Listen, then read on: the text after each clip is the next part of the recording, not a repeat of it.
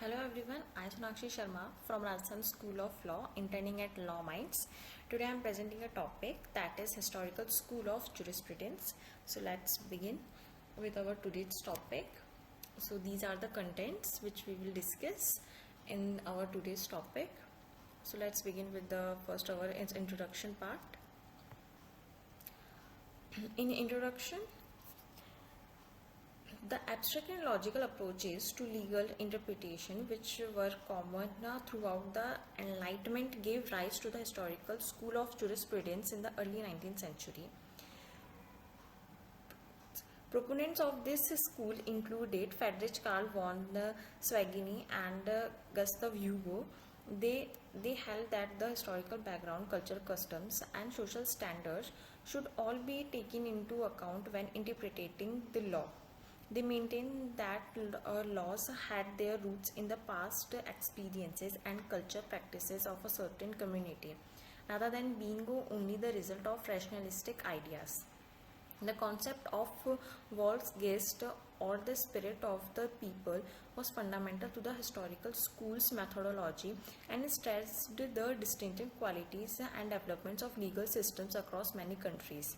This legal school rejected the ideas of universal legal principles and placed more emphasis on the significance of comprehending legislation in the context of its particular historical and cultural background. The historical school had a significant impact on legal theory both inside and outside of Europe, influencing the creation of legal frameworks and procedures. It focuses on historical analysis and cultural context, has had a lasting impact on legal practice and academia, especially in the areas like legal anthropology and comparative law. The next one is, what is historical school of jurisprudence? So in the early 19th century, the historical school of jurisprudence was founded. This argues against considering law as a system of universal principles and instead views it as the result of historical change. Friedrich Karl von Schweigeny and Gustav Hugo are two well-known proponents of this approach who maintain that a society's traditions and past experiences form the fundamental basis of its legal system. They held that the distinctive nature and development of the communities they serve need to be reflected in the legal frameworks. There are a few reasons for the development of this school of thought. First one is reaction to natural law, which refers as the natural law school of thinking gave rise to the historical school.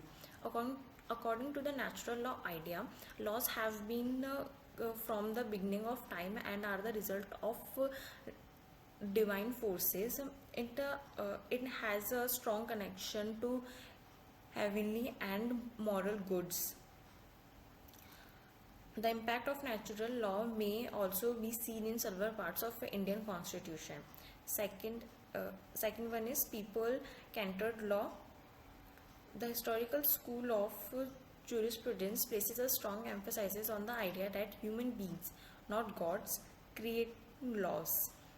It is in the opposition to the theories of the John Austin founded analytical school of jurisprudence, or Austinian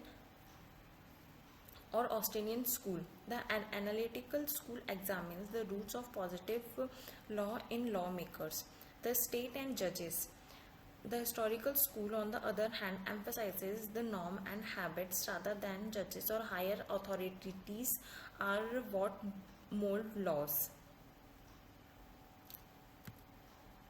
Next one is reasons for the origin of historical school of jurisprudence. So there are several reasons why the historical school of jurisprudence developed, including first one is reaction against Enlightenment rationalism, which refers as the overwhelming rationalistic and abstract approaches to legal interpretation during the Enlightenment gave rise to the historical school. Proponents aim to shift the focus from only deductive thinking to the significance of cultural tradition and historical background in comprehending the law. Second one is societal change and evolution, which refers as significant social transformation including political revolutions, urbanization and industrializations occurred throughout the 19th century. The necessity for a legal framework that could adjust to changing social norms and circumstances was brought to light by these changes, which increased the focus on the legal system's historical growth. Third one is nationalism and cultural identity, which refers as an increase of interest in the distinctive cultural identities and historical experiences of many nations was sparked by the rise of nationalism in Europe throughout the 19th century. This nationalist attitude was mirrored in the historical school, which emphasizes the uniqueness of every country legal system and the significance of comprehending law within its cultural context. Fourth one is influence of German Romanticism, which refers as German Romanticism, a philosophical movement that stressed the value of history, tradition, and the collective spirit of people, had a significant impact on the historical school. The historical school legal interpretation methodology was grounded in this philosophical framework. Fifth one is desire for legal realism, which refers as the goal of historical school was to put less emphasis on abstract legal theory and more on the actual workings of legal institution in society. The goal of advocates analysis of historical evolution of law was to identify the guiding ideas and moral standards that influence legal structures and procedures. Then next is jurist of historical school of jurisprudence. So there are four jurists. First start with the Montesquieu. So Montesquieu said that while not being an official member of historical school, Montesquieu's contribution prepared the way for its advancement. His seminal treatise, The Spirit of the Laws, 1748, explored the interplay between society and the law and made the case that national laws ought to be customized to unique conditions and traditions of each community. Several important ideas eventually adopted by the historical school were foreshadowed by Montesquieu, focus on the significance of historical and social context in constructing legal systems.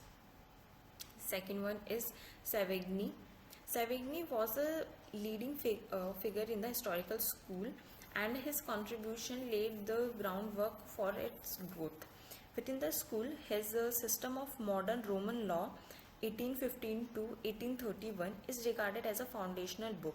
Savigny opposed the notion of impersonal universal legal principle and placed an emphasis on organic evolution of legal system throughout time. He made the case that a society's distinction, historical and cultural experience are reflected in its laws, a viewpoint that proved essential to the historical school's methodology. Third one is Sir Henry Maine. Maine, a British lawyer, made important advantage in comparative law and legal anthropology. In Ancient Law, 1861, he examined the development of legal systems, showing how increasingly sophisticated systems based on written statutes replace customary law in prehistoric cultures. Maine stressed the significance of historical research in comprehending the evolution of legal frameworks and the influence of cultural norms and tradition on legal development. Fourth one is George Friedrich Pusta, who lived in the same era as Savigny, advanced the concept of a historical school. His research centered on how legal structure and ideas have evolved historically, especially in relation to German law. Pusta rejected the idea of universal legal principle and stressed the significance of viewing law as a result of historical growth and cultural environment. His contribution made the historical schools emphasis on cultural relativism and historical study in legal interpretation more tenable. Collectively, these legal scholars significantly influenced the tenets and approaches of the historical school of jurisprudence. They laid the foundation for a more complex view of legal systems by advancing the notion that law is inextricably linked to its historical and cultural environment via their works and study. Coming to our conclusion part. Influenced by thinkers like Montesquieu, Savigny, Maine, Pusta, the historical school of jurisprudence places strong emphasis on the role that cultural traditions and historical backgrounds have in the interpretation of the law. It rejects the idea that there are universal legal principles and instead views laws as the result of social norms and historical development. Advocates contend that Savigny's idea of Wolf's guest emphasizes how law cannot be isolated from the distinctive experiences and customs of each given culture. The historical school focuses on cultural relativism and historical study has greatly influenced legal theory and researches, influencing the creation of legal systems and procedures. The historical school continues to impact modern legal practice despite some criticism, especially in areas like comparative law and legal anthropology, demonstrating the lasting applicability of its ideas. Thank you.